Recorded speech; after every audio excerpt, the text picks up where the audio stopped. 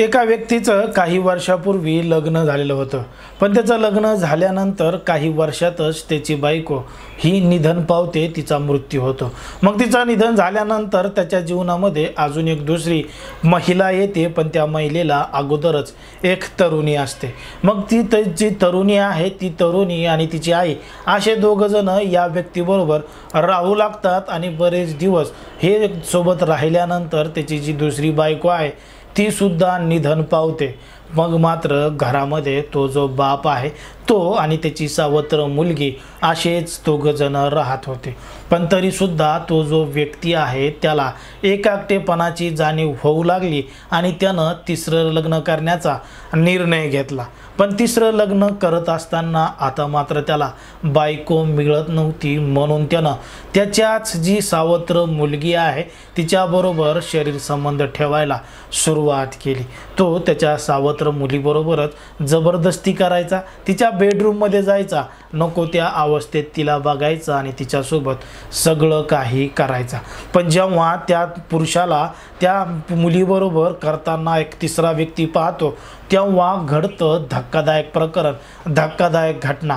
कारण की त्या व्यक्तीला अशी सजा मिळते की त्याचे तुकडे तुकडे होतात आणि एवढ्या भयंकर परिस्थितीमध्ये त्याचे तुकडे होऊ नये, आरोपी कोण आहे हे पोलिसांना लवकर सापडत नाही। त्याचा तपास 2 महिने चालतो, पण अखेर खऱ्या आरोपीचा चेहरा जगासमोर येतो। नेमकं काय आहे संपूर्ण प्रकरण, कुठं घडली आहे घटना, हे आपण अगदी सविस्तरपणे जाणून घेणार आहोत। पण जर तुम्ही अजूनही आपलं चॅनल सबस्क्राईब केलं नसेल तर लगेचच सबस्क्राईब करून घ्या आणि बाजूला असणाऱ्या बेल नोटिफिकेशनला सुद्धा ऑन करायला विसरू नका। आता ही जी संपूर्ण घटना आहे ती आहे आपल्या महाराष्ट्रातीलच मुंबईची।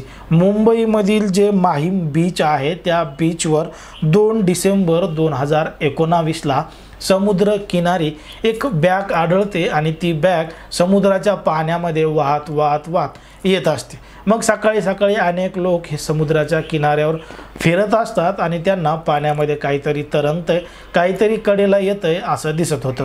मग जेव्हा ती बॅग समुद्राच्या कडेला आली, कडेला आल्यानंतर त्या लोकांनी उघडून पाहिली तेव्हा मात्र त्या लोकांना मोठा धक्का बसला आणि त्यांनी तात्काळ पोलिसांना फोन केला।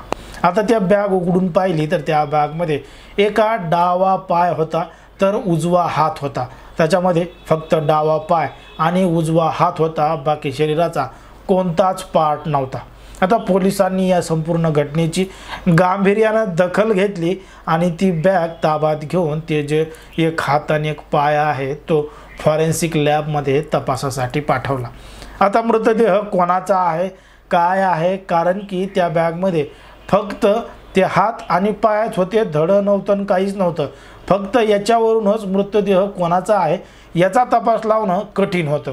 पण मात्र तरीसुद्धा पोलिसांनी हार मानली नाही आणि पोलिसांनी तपास सुरू केला। पोलिसांनी फॉरेन्सिकला ते पाठवल्यानंतर पोलिसांना फक्त रक्तगट बिक्तगट DNA बिएनए या सगळ्या गोष्टी मिळाल्या, पण मात्र मृतदेहाची काहीच ओळख पटलेली नव्हती। पण जेव्हा पोलिसांनी ती बॅग तपासून पाहिली तेव्हा मात्र त्या बॅगमध्ये ते जे हात आणि पाय आहे त्याचं रक्त बॅगेच्या बाहेर जाऊ नये म्हणून त्याच्या खाली काही कपडे टाकण्यात आले होते आणि त्या कपड्यामध्येच ते रक्त शोषलं गेलं होतं। पोलिसांनी ते कपडे बाहेर काढले, ते कपडे तपासले तेव्हा त्या कपड्यावर एक टेलरचं नाव होतं, कारण की तो जो त्याच्यामध्ये आढळलेला शर्ट होता तो एका टेलरकडून शिवून घेण्यात आला होता। पोलिसांनी त्या शर्टच्या आधारेच त्या टेलरचं नाव शोधून काढलं आणि त्या टेलरचं नाव जे होतं ते होतं आल्मो मेन्स वेअर। आल्मो मेन्स वेअर असं त्याच्यावर लावलेला टॅग होता आणि त्या टेलरचं जे दुकान आहे ते मुंबईमधील जो कुर्लाचा भाग आहे त्याच्यामध्येच बेलगाम रोड आहे त्याच रोडवर या टेलरचं दुकान होतं। आता पोलीस थेट त्या दुकानामध्ये गेले आणि त्या टेलरला विचारलं, हा शर्ट तुमच्याकडून शिवून घेतला आहे का? तर टेलर म्हणे, असे कित्येक शर्ट मी अनेक दिवसांमध्ये अनेक वर्षामध्ये शिवलेले आहेत, एवढं माझ्या काही लक्षात नाही।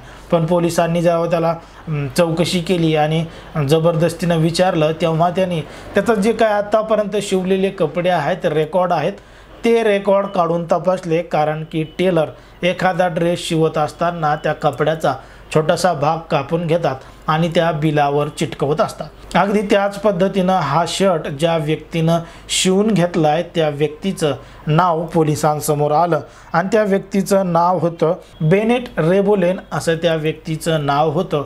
पण मात्र त्यामध्ये त्याचा ॲड्रेस किंवा फोन नंबर काहीही दिलेला नव्हता। बघा आता एवढा पोलिसांनी तपास केला, त्या शर्ट कोणा शिवलाय कोणाचा आहे इथपर्यंत तपास केला, पण मात्र त्या बिलावर त्याचं नाव तर होतं पण मोबाईल नंबर आणि पत्ता नव्हता। आणि फक्त नावावरून एवढ्या मोठ्या मुंबईमध्ये एवढ्या मोठ्या देशामध्ये एका व्यक्तीला सापडायचंय म्हणजे भुशामध्ये सुई सापडल्यासारखं ते होतं। आणि त्याच्यानंतर त्याच्या आरोपीला पकडायचंय असं मोठं आव्हान मुंबई पोलिसांसमोर होतं। मग मुंबई पोलिसांनी ही संपूर्ण केस आहे ती केस क्राईम ब्रांचकडे पाठवली आणि इथूनच क्राईम ब्रांचनं सुरुवात केला। कारण की जो मृत व्यक्ती आहे बेनेट रेबेलो हे नाव पोलिसांना समजलं होतं आणि पोलिसांनी याच नावापासून तपासाला सुरुवात केला। पोलिसांनी जेव्हा सगळ्या सोशल मीडिया तपासल्या, सोशल मीडियावर ते नाव टाकून पाहिलं तेव्हा त्या संबंधित अनेक लोकांचे फोटो पोलिसांसमोर येत होते। अनेक लोक हे दिसत होते पोलिसांना। तो व्यक्ती नेमका दिसतो कसा हे सुद्धा माहीत नव्हतं, फक्त त्याचं नावच माहीत होतं। मग त्या नावाच्या आधारे आणि त्या मिळालेल्या कपड्याच्या आधारे असे जे कपडे आहेत ते कोणत्या व्यक्तीनं घातलेत हे पोलिसांनी सोशल मीडियावर तपासायला सुरुवात केली। तेव्हा पोलिसांची नजर वारंवार एका फोटोकडे जायची आणि तो फोटो होता बेनेट रोबेलो याचा। बेनेट रोबेलोचा फोटो पोलिसांना दिसला। पोलिसांनी त्याची प्रोफाईल सगळी चेक करून पाहिली तेव्हा पोलिसांना तिथून त्याचा ॲड्रेस मिळाला आणि तो होता सांताक्रूजचा। सांताक्रूजचा ॲड्रेस पोलिसांना मिळाला आणि तिथंच त्याचा फोन नंबरसुद्धा होता। त्याच्यावर पोलिसांनी फोन करून पाहिला पण मात्र तो फोन लागलाच नाही। फोन लागला नाही मग पोलिसांचा संशय अजून वाढला आणि पोलीस थेट सांताक्रूजमध्ये असणारा जो त्याचा बंगला आहे त्या ठिकाणी गेले आणि त्या ठिकाणी जाऊन सगळी काही चौकशी करू लागले, बघू लागले। तर ते जे घर आहे त्याला लॉक लावलेलं होतं, ते एकदम बंद होतं, तिथं कोणीच राहत नव्हतं। मग पोलिसांनी आजूबाजूच्या लोकांना विचारलं की इथं राहणारा व्यक्ती कोण होता, काय होता आणि तो कुठं गेलाय। तर ते लोक म्हणे की इथं एक व्यक्ती राहत होता बेनेट रोबेलो, ही गोष्ट खरी आहे, पण त्याच्यासोबत त्याची एक मुलगीसुद्धा राहत होती आणि मागच्या काही दिवसापासून तीसुद्धा या घरामध्ये राहत नाही।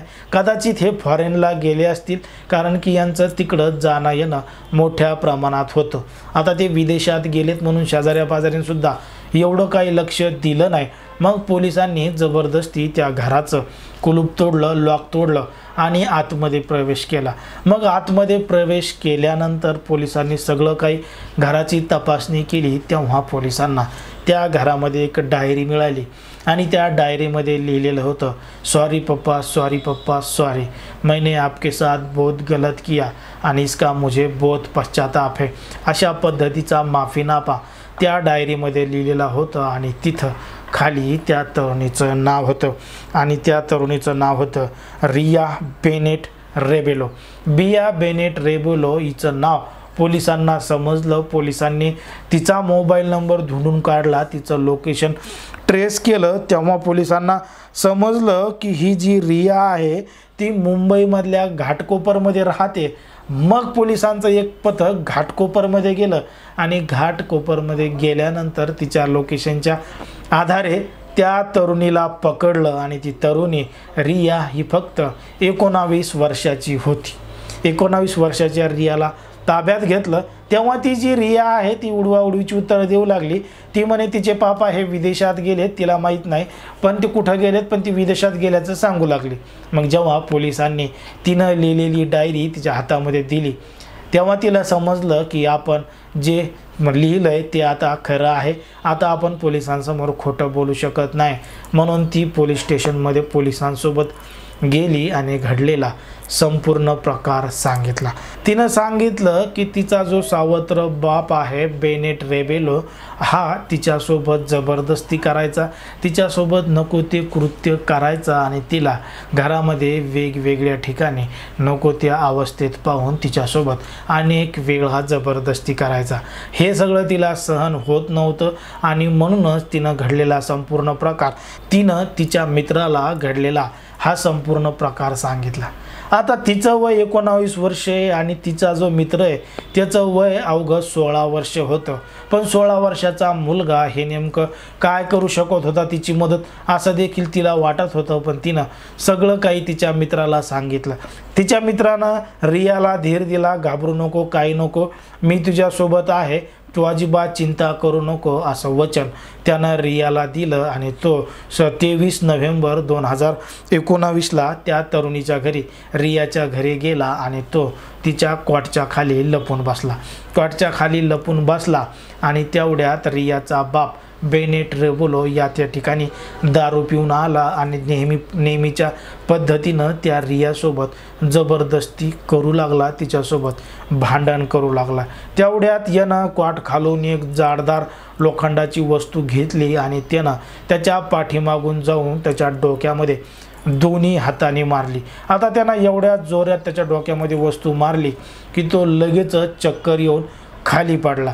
तो खाली पडला की मग या दोघा जणांनी त्या उशीनं त्याचं तोंड दाबलं आणि त्याचा जोपर्यंत जीव जात नाही तोपर्यंत त्याला सोडलंच नाही, त्याला ठार केलं। या दोघांनी मिळून त्या बेनेट रेबेलोला ठार केलं आणि त्याचा मृतदेह बाथरूममध्ये नेला आणि बाथरूममध्ये नेल्यानंतर त्याचा सगळा जो रक्तप्रवाह आहे तो बाथरूममध्येच वाहून जाऊ दिला आणि त्याचं शरीर जेव्हा कोरडं पडलं 26 नोव्हेंबर 2019ला तेव्हा त्यांनी त्या ठिकाणी मृतदेह तोडण्याचा प्रयत्न केला। धारदार शस्त्र बाहेरून जाऊन विकत आणले आणि त्यात मृतदेहाचे तुकडे तुकडे केले। काही तुकडे हे मिठी नदीमध्ये नेऊन एका बॅगमध्ये नेऊन फेकले, तर काही तुकडे एका बॅगमध्ये भरून दुसऱ्या नदीमध्ये फेकले। पण त्या दुसऱ्या नदीमध्ये फेकलेली ती बॅग होती ती पाण्यामध्ये डुबली नाही, ती वाहत वाहत समुद्रामध्ये गेली आणि 2 डिसेंबर 2019ला कडेला आली आणि तिथूनच पोलिसांनी ही संपूर्ण रहस्यमय घटना उघडकीस आणली आणि त्या रियाला आणि तिचा जो मित्र आहे 16 वर्षाचा या दोघांनाही ताब्यात घेतलंय। रियावर कायदेशीर कारवाई सुरू आहे, तर तिचा जो मित्र आहे 16 वर्षाचा त्याला बाल सुधारगृहात पाठवण्यात आलेला आहे। आता या रियावर सुद्धा तिच्या सावत्र बापानं जबरदस्ती केली होती आणि तिनं तिच्या बचावासाठी त्याला ठार केलं अशी कबुली पोलीस स्टेशनमध्ये दिली होती। आता या संपूर्ण घटनेचा प्रकार पोलीस तपास करत आहेत, तिला कदाचित यामध्ये जामीन सुद्धा मंजूर होईल। पण जर आपण पाहिलं तर समाजामध्ये, देशामध्ये, राज्यामध्ये कशा पद्धतीचं गुन्हेगारीचं प्रमाण वाढलंय आपल्याला या संपूर्ण घटनेवरून लक्षात येतं। या संपूर्ण घटनेवर तुम्हाला काय वाटतं?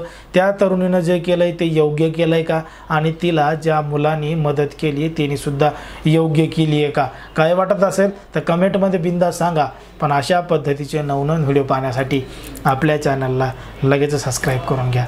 धन्यवाद।